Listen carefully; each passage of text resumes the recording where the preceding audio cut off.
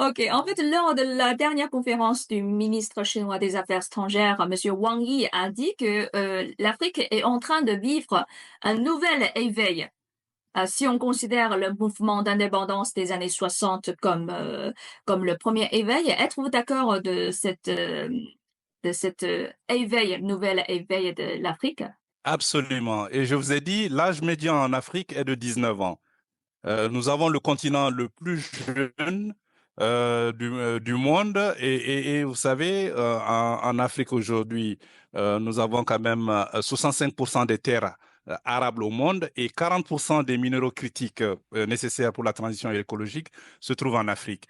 Donc et maintenant, l'Afrique a besoin d'aller vers une transformation structurelle, comme la Chine l'a fait. Et évidemment, c'est ce partenariat avec la Chine qui sera nécessaire évidemment pour quand même que ces 54 pays africains puissent parler d'une voix et puissent coopérer vraiment avec des nouveaux partenaires.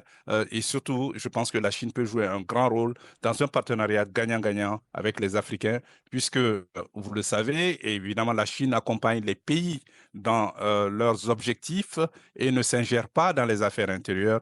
Et je pense que surtout, le grand avantage de la Chine, quand même, c'est de travailler dans le moyen et dans le long terme. Et je pense que cela sera mutuellement avantageux pour un partenariat entre l'Afrique et la Chine. Et vous le savez déjà, actuellement, c'est la Chine qui est le premier partenaire commercial de l'Afrique, loin devant l'Union européenne. On on va créer une sorte de synergie avec le nouvel éveil de l'Afrique, avec la route de la soie, avec, la ceinture et la route, avec, les coopérations, sino, africaines. On pourra créer une meilleure communauté de destin partagé. Absolument, parce que vous savez, la Chine, 97% des exportations de la Chine sont des produits manufacturés. Mais par contre, l'Afrique ne fait que 3% du commerce mondial, alors que c'est 18% de la population mondiale. Et actuellement, vous avez autant de Chinois et d'Indiens que d'Africains.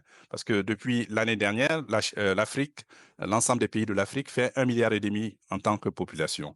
Et vous savez que nous avons une croissance démographique beaucoup plus élevée.